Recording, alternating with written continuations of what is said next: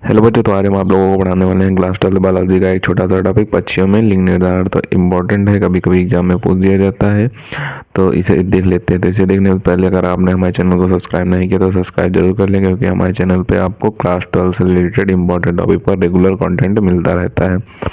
तो इसे देख लेते हैं। तो इसमें दिया हुआ है कि पक्षियों में मादा पक्षी जो होता है वो विषम युग्मजीव होता है, यानी कि जो मादा पक्षी होती है वो विषम युग्मजीव होती है, अर्थात इनमें लिंग गुणसूत्र ZW, यानी कि दोनों लिंग गुणसूत्र अलग अलग होंगे, ZW होंगे।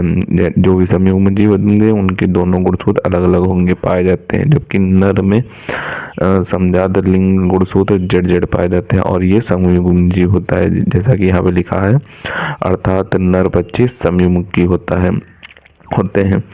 अब यहाँ पे आगे क्या दिया हुआ उसे देख लेते हैं। तो आगे यहाँ पे दिया हुआ है कि मादा पक्षियों में लिंग गुणसूत्रों की ZW जोड़ी पाई जाती है, यानी कि जो मादा पक्षी होते हैं उनमें लिंग गुणसूत्रों की ZW जोड़ी पाई जाती है। और जो मादा पक्षियों में अंड जनन के पश्चात दो प्रकार के अंडाणु बनते हैं, Z गुणसूत्र वाले और तथा W गुणसूत्र वाले, यानी कि जब मादा पक्षियों में अंड जनन होता है उसके पश्चात दो प्रकार के अंडाणु बनते हैं, Z गुणसूत्र वाले और W गुणसूत्र वाले। अतः मादा पक्षियों में विषम युग्मकी होते हैं, यानी कि जो मादा पक्षी होती है वे विषम युग्मकी होते हैं और निषेचन के पश्चात Z गुणसूत्र वाले अंडाणु से नर पक्षी ZZ तथा W गुणसूत्र वाले अंडाणु से मादा पक्षी ZW विकसित होता है। यानी कि अगर गुणसूत्र ZZ हैं तो वो नर पक्षी होगा, अगर गुणसूत्र ZW हैं तो वो मादा पक्षी होगा। इसे आप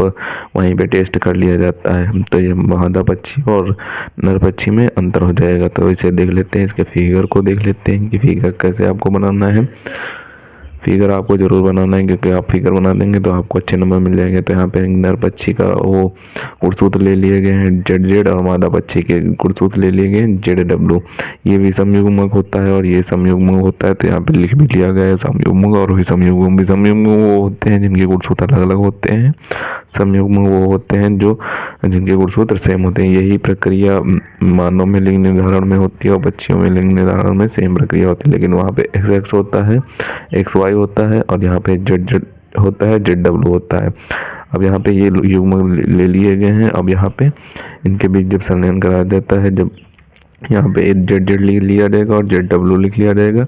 जब ZZ यहाँ पे मिलेगा तो यहाँ पे ये Z और ये Z मिलकर यहाँ पे बना लेगा ZZ, तब नर पक्षी हो जाएगा। और जब ये Z और ये W मिलकर बनाएगा तो यहाँ पे मादा पक्षी हो जाएगा। ZW जब बनाएगा, Z और ये वाला W जब मिलकर बनाएगा तो यहाँ पे मादा पक्षी हो जाएगा। और ये जब Z इस वाले Z से बनाएगा तो यहाँ पे नर पक्षी हो जाएगा। तो यही मादा और नर पक्षी में फिगर हो जाएगा आपका। तो इसका सबसे पहले तो हम आपको ऊपर से स्क्रीनशॉट दिए देते हैं इसके। तो अब आप यहाँ पे ऊपर से इसके स्क्रीनशॉट कर लें और बचे हुए पार्ट का स्क्रीनशॉट कर लें, और जो फिगर दिया हुआ उसका भी स्क्रीनशॉट कर लें आप।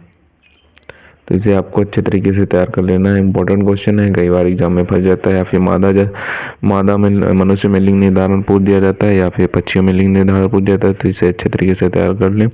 और अगर अभी तक आपने क्लास 12 केमिस्ट्री की नेम रिएक्शन तैयार नहीं की तो हमारे चैनल पर जाकर देख सकते हैं। हमारे चैनल पर क्लास 12 से रिलेटेड जो इम्पोर्टेंट नेम रिएक्शन है उनकी प्लेलिस्ट अपलोड है, वहाँ पे आप जाकर देखेंगे तो प्लेलिस्ट में सारी नेम रिएक्शन और कुछ इम्पोर्टेंट डिफिनीशन है वो अपलोड है, तो उन्हें आप जरूर तैयार कर लें, क्योंकि क्लास 12 केमिस्ट्री के पेपर में ज़्यादातर नेम रिएक्शन और डिफिनीशन पूछी जाती हैं। तो मिलते हैं किसी नए वीडियो में नए टॉपिक के साथ, तब तक के लिए धन्यवाद। और अगर अभी तक आपने हमारे चैनल को सब्सक्राइब नहीं किया तो सब्सक्राइब जरूर कर लें, क्योंकि हम क्लास 12 से रिलेटेड इंपॉर्टेंट टॉपिक पर वीडियो डालते रहते हैं।